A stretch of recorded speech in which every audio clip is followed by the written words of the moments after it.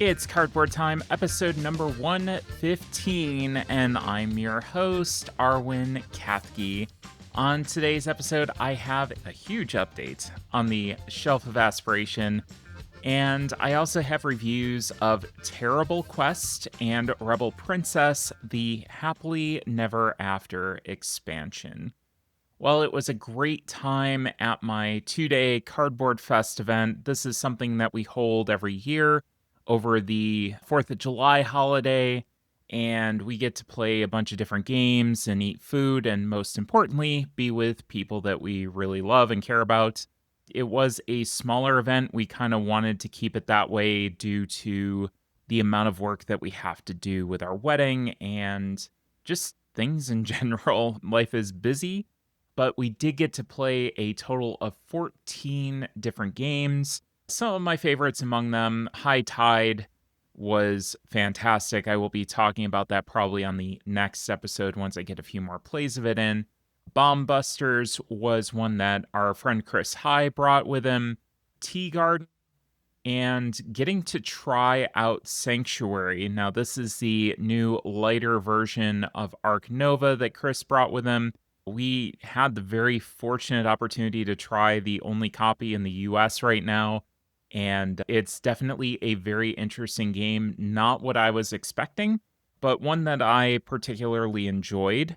I think that it is a lighter version of Arc Nova, but it is going to be something that is still going to require a lot of thought and careful planning. So, really interesting time with that. I would like to try that one out again soon once it is more readily available. Maybe I can talk Chris into, showing me again. Who knows? So let's talk about the Shelf of Aspiration because, like I said, this is a huge update. It is at 127. It is up by 9, but 21 games coming into my house. Most of that was Origins, a little bit of purchases, a little bit of crowdfunding stuff coming in. We'll break it down. I'll tell you all about it. Let's talk about those purchases first. And my first purchase was a huge one. It was Foundations of Rome. I had a deal that I couldn't refuse. And many of you heard my review of Foundations of Metropolis, which I happened to love. I thought that it was a fantastic game. I am very glad that it's out there. I'm very glad that it's there for people who want an intro into the system, who don't want to necessarily spend the money. And I think it's perfectly serviceable. However, I want to expand on that gameplay. I want to get to see all the different things that Foundations kind of provides in its entirety, and I don't think that I'm going to be able to do that with Metropolis. So I did buy Foundations of Rome. It was an investment, and I think the main reason that I wound up buying it was normally I think, well, I'm going to buy the blinged out version of the super heavy games, right? That's what we think as gamers. I think having a souped up version of something that is way more readily accessible to people is going to get out to the table more. And I think that was my logic behind picking this up, is the fact that it is so approachable, especially in its base form, and you're able to teach it super easily and readily, that it made sense to me. And I'm already very happy that I made this purchase, and we'll talk about that in a minute. So I also picked up Spots. This was a game that I have played a ton of, but didn't have the physical version until now. I think I'm on like play 22 or 23 of it at this point, if not more. And I have played a ton of Spots. It needed a spot on my shelves, no pun intended, but this one doesn't count on the Shelf of Aspiration because I've already played it. Mew and More came into the collection. I did pick this one up at Origins. I played it out at OrcaCon in Seattle, and I absolutely adored it when I played it with Joe and Mick and Amanda. We had a great time at about 1 o'clock in the morning. We're playing this ultra complex trick taking game. This one is very spicy. I love it, and a lot going on with it. I'm looking forward to getting this out to the table more with some folks. Neon Rain came in, and I decided to pick this one up just due to the fact that I had a meeting back at Gen Con last year with Andrew Santoro. I've been thinking about it nonstop, and I saw it at Origins, picked it up, and I said, you know what? It's good enough. I've been thinking about it. I did get a game of it in while I was waiting for Allie while she was tearing down her booth at Origins. So, yeah, really like this game. If you're a fan of arcade games from the 90s and that, it's got that aesthetic to it. Very easy to play, good solo mode on it. I will be talking about this one more. Galactic Cruise, I picked up the expansions and the upgrades after playing it and loving it. This one is going to be on my top 10 somewhere this year. I don't know exactly where it's going to fall, but this was fantastic and I wanted more content for it. Also, the crowdfunding campaign for it is coming up, and I will be backing that so I can get the additional expansions, even more content for Galactic Cruise, even though there's a ton in the box. That's Dope. I picked up on the recommendation of OFPG.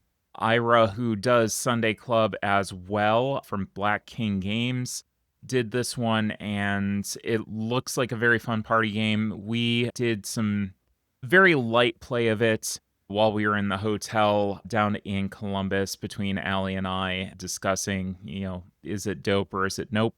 And it's going to be fun with a good group of people. Red Letter, Yellow Letter. This one was the new party game by Nathan Thornton. I'm a big fan of his work, so I picked this one up. And finally, Ruins. This is a John D. Clare, I hesitate to say trick-taking game, but it's a card-shedding game with the card crafting system that he has used in multiple different games. I think that this one, I've played a few rounds of it. We didn't get through a complete game. It's a very spicy game. It's unlike anything that I've ever played before, and quite a big fan of it so far. We'll see how I feel about it once we get to the end of a full game. From crowdfunding, Roth came in. This one's by Chip Theory. It is an area control game. Beautiful, beautiful components. And it was funny because I had backed this when it came out. And then Allie wound up going over to the Chip Theory booth and said, they've got this game over there that's got these really pretty colors. And I said, oh, that's Roth. And she said, are you going to pick that up? And I said, no, I'm getting it sent to me. It's going to be on our doorstep pretty much when we get home. And it was. So I'm looking forward to playing that. I was hoping to play that this weekend, but unfortunately, you only have 2 days for this event for Cardboard Fest, and something's got to drop off. So we will be getting that to the table shortly. As far as review copies go, quite a few of them. Rainbow is first. This was a little game that when we were going around the convention at Origins, my mom wanted to have a seat, and this was at the Outset booth. They invited us in. She got her seat, and she actually introduced me to one of the reps from Outset, and she said, my daughter has a podcast. You should give her games, essentially, is the long and short of it. So we did play Rainbow. This was a very, very fun game that we did get to play over Cardboard Fest, and I did get to play around with it with the rep. And I think that it's something that's not going to shock the world and wow like a bunch of people, but it is a really kind of clever game that I will be doing a review on in the next couple of episodes. If you are a fan of Hanabi and you like some memory games and kind of two-player heads up, it's pretty good. That's what I'll say about it for now. Up or down, I did pick a copy of this up. I do think that this, you can play this on BGA. I think this plays way better on a table where you can see everything that's going on. Tearable Quest. This one I will be talking about, but this one came from All Play. I specifically requested this, and I'll get into it in a minute in my review. Tea Garden, this is a game by Capstone by the designer of SETI, and there's a lot going on to it, but we got our first play in, and I was very impressed with it. I will be reviewing that probably again in the next episode, along with Rainbow. Sir Ocelot's Cave, Mythicals, and Toy Battle. These were all games that during my meeting with Asmodee, they gave to us in our creator bag, and I did get the chance to play this one. Mythicals and Toy Battle, I haven't played yet, but Sir Ocelot's Cave, I've played. I don't know what I think about it, and I don't know if I'll do a full review of it, but I will say that the production value is great. For it just wasn't for me. There's so much going on. There's a lot on the board that you have to kind of keep track of, and it's probably intentional that you want to kind of trick your opponent by, you know, getting something in that they didn't see, because it is a two-player heads-up game. So you're trying to basically match three different symbols on a grid from the outside so that they line up, and then you take whatever's in the middle of that. It was fairly easy to pick up on what was going on, but I wasn't a fan, and I just can't pick up on the strategy. I don't know, that might be a me thing. But again, gorgeous production with a nice cloth mat, just not my speed, I don't think. So we're finishing up our third game of it right now. And Mythicals and Toy Battle, I have not gotten to the table. Toy Battle looks pretty interesting. You can play that on BGA if you are interested in checking that one out. Video Game Champion, this one is a game that I've been looking at for quite a while from Arcane Wonders, and got a chance to pick that up, so looking forward to getting that to the table. On Tour and On Tour Paris and New York. I have played On Tour at this point. It is a pretty standard roll and write where you are drawing a path between ascending numbers. So you're trying to connect the dots as much as possible and connect as many cities as possible, which you're rolling dice and writing a number that the two dice make, and you're trying to basically connect as many cities as possible. And then On Tour Paris and New York, I believe these both add a kind of second element into the very basic element that's introduced in On Tour. I think that I'm going to wind up liking those better. I haven't played those two boards, but I do believe that they're going to add a little bit of extra spice that I think was just kind of missing from the base On Tour. Rebel Princess Deluxe Edition Happily Never After expansion. It's a lot to talk about, and we will be talking about that in the review, but I did pick this up from Bezier. Pack the Essentials I picked up from Wise Wizard. High Tide actually got sent to me. This is Marceline Lehman's game, and I've really been looking forward to it. I was very impressed, and this is probably another game that I will either review next week or next episode or the episode after. Aegis Combining Robots Second Ignition, or AEGIS. This is my favorite robot game of all time. You've got these combating robots that can combine.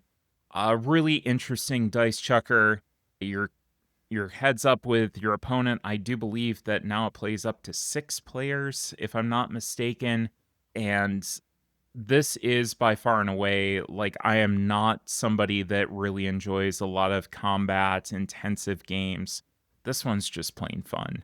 So I really like this, and I was very happy to get my hands on the second edition with all new robots. So now I think my collection's at like 200 or something it's crazy how many different robots are in there. The artwork is great on it.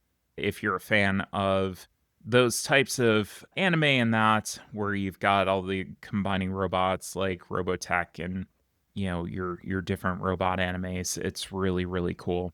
I would highly recommend checking that one out. and looking forward to getting especially the solo mode to the table. Breeze, the designer of the game, was really excited about that. Quick Pause came in with High Tide. This is from Underdog Games, a very light game. Catan, the dice game. This was a pack in with the swag bag that we got from the Tabletop Gamers event at Origins, and want to reiterate how much fun that was. What a great organization that they are. And then Super Battlemon, this was one Breeze took me over to one of his friends' booths, and I picked this one up, a really cute, very small box, little heads-up card battler. So I'll be taking a look at that. So a lot to look forward to in the future. Again, like a 15-minute update on my shelf of Aspiration, and we haven't even gotten into the other games I've played. So let's do a quick rundown of that. Up or Down, I did get to play. I talked about my thoughts on that. Mass Effect, the board game, Priority Hagalaz, I did play the first scenario of it.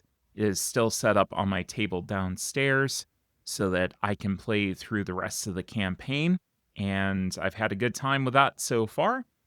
Tearable Quest, again, got to play it to talk about it. Molly House. This is one that I will be making a video on because I had some thoughts and feelings on this. Very much mostly positive, though, and very special time playing that with Marceline. And we had a great time together with that. Neon Rain, On Tour, Sir Ocelot's Cave, Rebel Princess, Happily Never After, Rainbow, Tea Garden, High Tide, Red Letter, Yellow Letter, and Foundations of Rome all also got played. Foundations of Rome, again, it's such an intimidating box to bring out to the table, but once I got it out and started teaching it, everybody was just kind of like, well, that's it. It's pretty easy. And everybody had a great time with it, and glad to see that. So it's paying off. Dividends are paying off, or at least I'm trying to tell myself that. So that's the rundown. You are all caught up to date as of right now on the Shelf of Aspiration. Back up into the 120s, but I'm hoping fairly soon there will be a couple of solo plays, and I'm thinking about doing a event at the beginning of August to coincide with Gen Con because I will not be there. So I know some people are disappointed about that, but unfortunately with everything going on, just not in the cards for us this year. I will say that we will be at Grand Con, though. I keep forgetting to mention that. So in Grand Rapids, Michigan, Labor Day weekend, we will be at Grand Con. I'm looking forward to getting to see some friends again. I know that it's going to be here before we know it, and really looking forward to it. I did get to chat with Brian about it. He is the founder of it. Really good guy, and really looking forward to checking out what Grand Con has to offer. So let's get into the reviews. I've got two for you today. The first one being Tearable Quest, and that is spelled Tearable. And this plays from 1 to 50 players. If you have multiple copies, you can play as many as you want, as long as you got some way to communicate the card information. This plays in 10 minutes. I feel like that's fairly accurate. Designed by Shintaro Ono, and the art is by Sai Beppu. This was published by All Play. In Tearable Quest, you'll have to equip yourself with powerful weapons, fend off terrible boss monsters, and loot gleaming treasure chests using the powerful ability of tearing paper. Each player gets a sheet. Each round, a goal card is revealed for all players. For example, the goal might show 2 swords and a cyclops. You'll start a 2-minute timer and start questing. To complete a quest, tear off the exact icon shown on the board and no extras. Make sure that the icons are fully showing on your torn off pieces because partials don't count. You can tear off multiple instances of the active quest to score even more. There are bonuses and curses on the back of your paper, So make sure that you check the back or hold your paper up to the light. At the start of the second and third rounds, players start with the largest piece of their paper remaining, and the player with the most points after 3 rounds wins. So, this was a review copy thanks to All Play.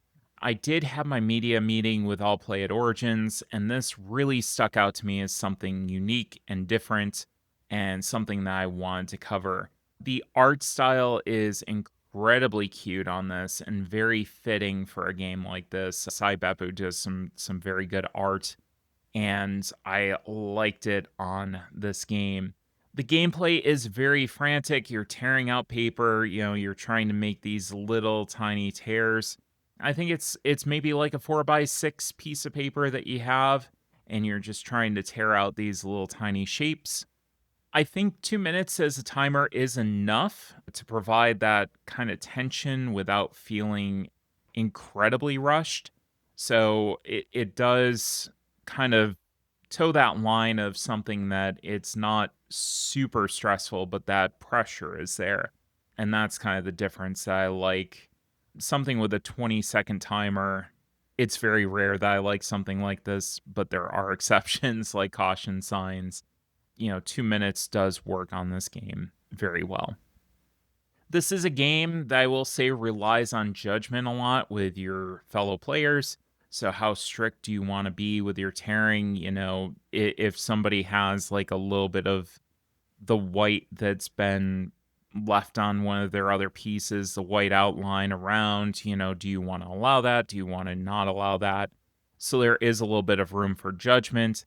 If you wanted to stick to the rules of the letter, like the entire image has to be on there, including the outline.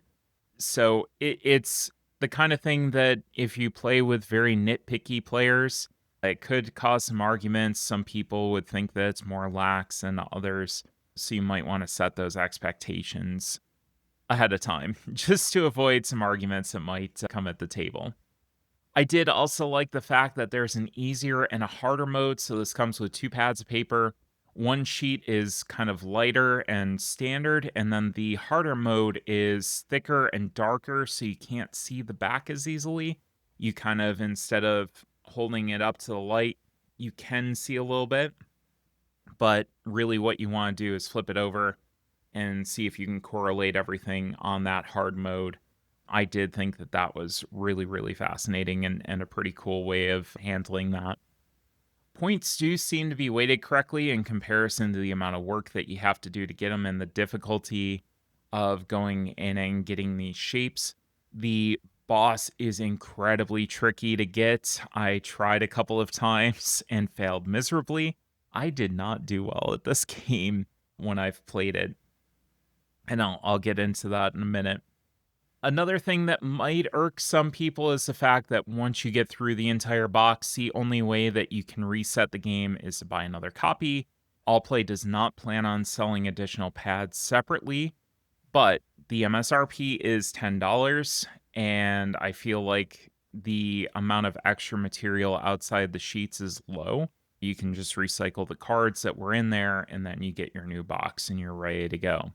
I don't mind it terribly much because of that.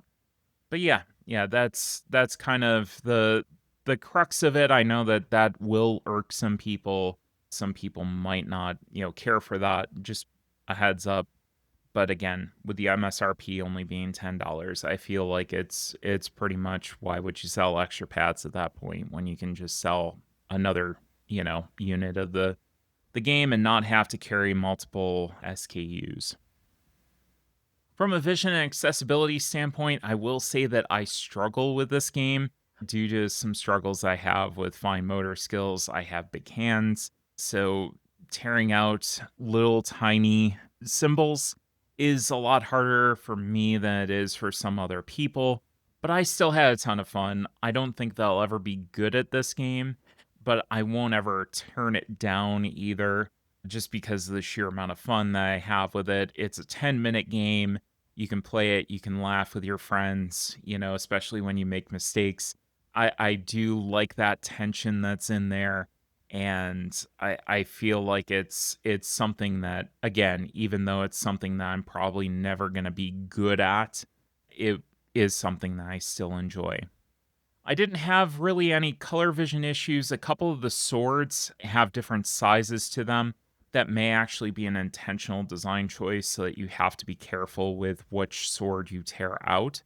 But yeah, I didn't think that that was really a problem at all. And other than that, there was no color vision issues that were caused by colors being different between the two. So, for my final thoughts, I really enjoy this game for a great, especially if you're going to play this late at night. Hilarious time with friends. It shouldn't be taken terribly seriously. This isn't a serious game. This is a 10-minute, just fun little thing that you're going to do. It is an incredibly different concept from what else is on the market right now. I like how clever the design is. I think that this was incredibly different. It doesn't fit anything that's in my collection or that I've ever seen. And I think that this should provide plenty of gameplay for the price, especially considering how often most games get off the shelves. If you happen to use all the sheets, then you just go and buy another copy. Or you just say, you know what, I'm done with the game. I'm not going to pick another one up. But for the MSRP, I feel like, again, when it's compared to other things like we like to do in the hobby, like a movie or, a date night, this is something that for the cost, I think is really a good value. I will say, please recycle your paper scraps once you're done. Let's be sustainable about this. Once you're done with the game as well, make sure that you recycle everything as much as possible. This is staying on my shelves at least until I run out of pads, and then we'll see how I feel about it after that. That was Terrible Quest. And then let's talk about Rebel Princess, the Happily Never After expansion. This is for 3 to 6 players, plays in 45 minutes, designed by Daniel Byrne, Gerardo Guerrero, Kevin Paliez, and Terso Virgos, and the art is by Alfredo Caceres. This was published by Bezier Games and Zombie Paella. A year has passed since their last gathering, and the princesses have sent out invitations for their annual 5-day all-princess party. Rumor has it that Red Riding Hood and the Swan Maiden will be making an appearance. Hopefully those pesky princes keep their distance, as we wouldn't want anyone to get bequeathed or have a surprise wedding on our hands. Who will manage to stay single after this year's affair?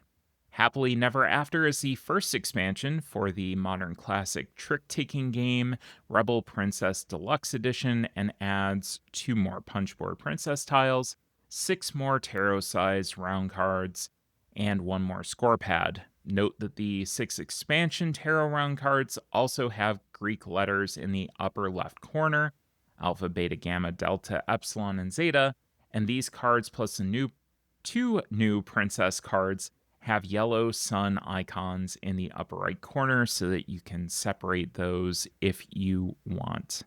So thanks to Bezier Games for the review copy of this. My story with Rebel Princess has been a progression.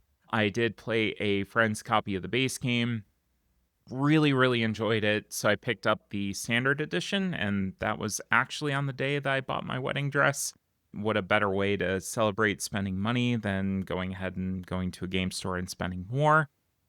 After playing it more, I did pick up the deluxe edition since I liked it so much, and I will be gifting off the copy of the standard edition. The expansion provided exactly what I wanted to see out of it. It was more princesses and more round cards.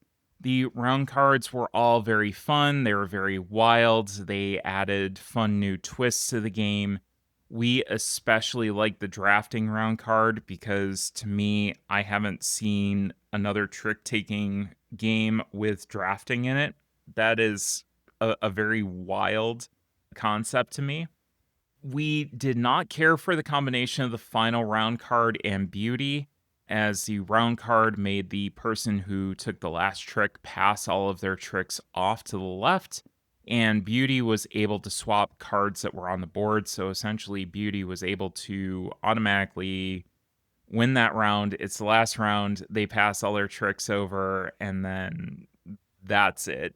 So I felt like that was something that was kind of off balance. I think we would have enjoyed it more if it was not that combination. Beauty is also a promo character, to be fair, but yeah, I think it was just a combination. We definitely would have enjoyed it more if it just hadn't been that circumstance that came up. I did also really love the packaging of the expansion content. Having everything in what looks like kind of a children's board book was very cute and clever. Everything from the expansion also fits in the main game box nice and neat. You will have to recycle the exterior shell of the book, but everything inside is nice and neat fitting in the main box. It was great to have the rules for the promo princesses also available in the expansion manual, so they're in one convenient place to refer to, so you're only referring to the expansion and the main manual for all of your needs. This was, again, for the deluxe edition of the game. This will be a mismatch for the standard edition, so you want to make sure that if you get the expansion, you have the deluxe edition so that you're able to maintain that compatibility. From a vision and accessibility standpoint, I didn't have any color vision issues with this game at all. The expansion continues on that, so that was absolutely fine for me. And for my final thoughts, I think if you're a fan and have access to the deluxe edition, I would highly recommend this expansion. It's exactly more of what you're going to want out of the game. It does add some fun new variety to a already great game, and this will definitely be living in my base box of the deluxe edition. So that was Rebel Princess, the Happily Never After expansion. And I think that'll do it for us today. We will have a kind of return to form next week as we get into more interviews. I'm going to be starting those back up. Just a little kind of hiccup in the road for a couple of months while I was trying to get some other things done, but we are back to scheduling interviews with folks and looking forward to getting you that content again. If you want to know more about Cardboard Time, you can always go to the website. The Instagram and Blue Sky is at Cardboard Time. The Discord is on the Tabletop Express server. You can always email me at cardboardtime@gmail.com or head to that website for an invite. And any questions, suggestions, or ideas for discussion topics, you can always email that cardboardtime@gmail.com email address to suggest those. And as always, thanks again for listening. We'll see you around the table in 2 weeks for another episode of Cardboard Time.